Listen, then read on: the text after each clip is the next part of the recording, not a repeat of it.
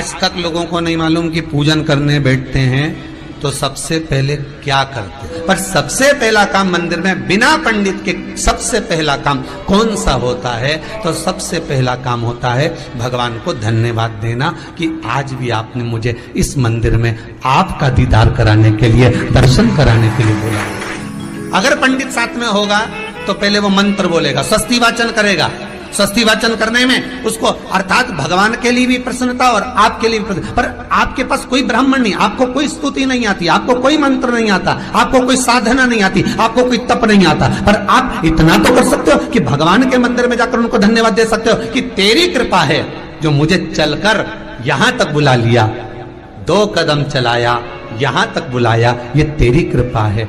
और बड़ी कृपा करी जो डलिया भर के पूजन का सामान भी लाई, बड़ी कृपा करी जो दूध भरकर भी लाई, बड़ी कृपा करी जो कलश भरकर भी लाई। कितने लोगों का फायदा है कलश भरकर मंदिर ले जाने में? देखिए जरा कितने लोगों का फायदा। हिंदू धर्म में विष्णु पुराण में, पद्म पुराण में लिखा है, सौभाग्यवती नारी जब भरा हुआ पानी का लोटा लेकर कलश लेकर जाती है और उसको देखकर कोई व्यक्ति निकल कर चले जाता है तो जिस काम के लिए जाता है वो काम सफल हो जाता है। मंदिर का ही लोटा, मंदिर का ही पानी, सिर पे पल्लू लेके हर हर महादेव बस शिव जी के चढ़ा रही और इतने प्रेम से रिझा रही। अब फ्री का पानी था तो एक लोटे में मन भी नहीं माने। अरे करा तो भगवान के सम्मुख में पहुंचकर अगर आप जल का पात्र भी लेकर जा रहे हो, भरा हुआ लेकर जा रहे हो, तो कितनी प्रसन्नता की बात।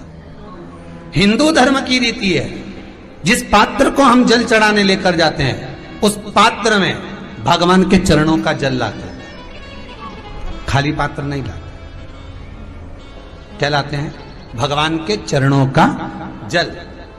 उस चरणोदक को लेकर आए, घर में रखा, सबने अपने नैनों में लगाया, हृदय में लगाया, चित्तवृत्ति में लगाया। खाली पात्र हम लेकर वापस नहीं आ रहे हैं। शिव मंदिर में जब जब जाओ, जल चढ़ाने के लिए जाओ, पात्र तुमने शंकर जी को पूरा पानी चढ़ा भी दिया तो शंकर के चरणारविंद का थोड़ा सा जल पात्र में डाल के भले 2 बूंद लाओ, 4 बूंद लाओ, इतना सा लाओ, पर लाओ और उसको पूरे परिवार के नेत्रों में जब लेकर आए हो चरणोदक तो लगाओ। पर खाली पात्र नहीं लेकर आना। खाली पात्र लाने में ध्यान दीजिए, जब आप पूरा जल समर्पित कर देते हैं, जल समर्पित भी पूरा करना है, भगवान को चढ़ा रहे हो तो पूरा समर्पण होना चाहिए, पूर्ण समर्पण। इसलिए शंकर भगवान को अधूरा समर्पण नहीं, इसलिए श्रीफल भी पूर्ण चढ़ता है। शंकर जी के मंदिर में श्रीफल नहीं फूटता, पूर्ण श्रीफल। बेलपत्री भी पूरी, चावल का दाना भी चढ़ेगा तो आखा, फल भी चढ़ेगा तो आखा, फूल भी चढ़ेगा तो आखा। भगवान को कोई चीज खंडित नहीं चढ़ती। शिव जी जल भी चढ़ेगा तो पूर्ण।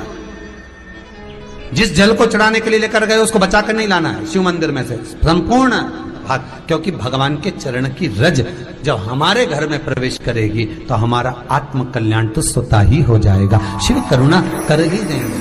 पर कई लोगों की आदत रहती है, और आपने भी गलती करी होगी, गए होगे, चढ़ाकर भी आए होगे, पूरा पानी भी उंडेल कर आए होगे, चढ़ा भी दिया, छोड़ भी आए, पर लेकर नहीं आए होगे।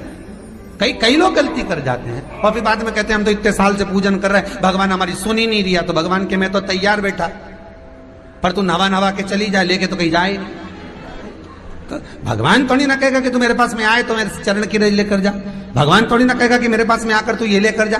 भगवान तो कहेगा मेरे पास में आया है, मांगना कुछ मत, बस मुझे जो स्नान कराया है मेरा चरणोदक लेकर जा, छीट दे पूरे घर में, संपदा भरना मेरा काम है। जहां मेरी चरण की रज पहुंच गई वहां संपदा स्वतः पहुंचती है, मैं वहां पहुंच जाता हूं। तो चरणों तक ले जा। पर लोग ले जाते हैं, पूजन करते, कलश भी उंडेलते, जल भी चढ़ाते, पर आते समय खाली लेकर आ जाते। भगवान को इतना बुरा लगता, मेरे दरवाजे से खाली जाए, मुझे कितना बुरा लगेगा। जो आए वो भर कर जाए, भले 2 बूंद लेकर आओ, पर उसमें चरणों तक थोड़ा सा लेकर अवश्य आए। उसी तरह जल चढ़ाने के बाद हम जब लेकर आते हैं पात्र के अंदर, ये उसमें उसकी बरकत है। गर्ग संहिता में दूसरी चीज कही, उसको भी समझ लीजिए।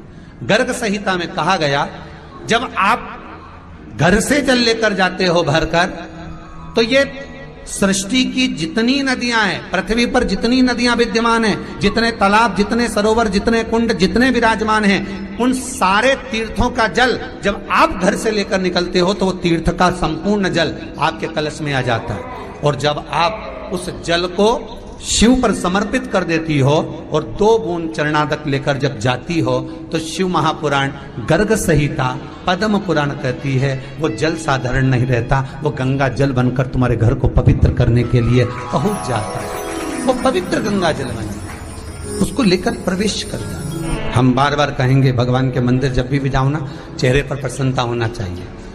किसी से मिलने जाओ ना, चेहरे पर अगर प्रसन्नता नहीं और ऐसे ही पहुंच गए ना तो वो श्रेष्ठता नहीं मानी गई। तुम तुम्हारी बहन के घर जाओ, सती मैया जलकर भस्म क्यों हुई? माता सती के भस्म होने का कारण क्या था? सती को पिता पर जितना क्रोध आया उससे ज्यादा क्रोध सती माता को अपनी बहनों पर आया कि मेरी इतनी बहन, ये 60 की 60 बहन मेरे सामने खड़ी रही और मैं आई तो प्रेम से मुस्कुराई तक नहीं।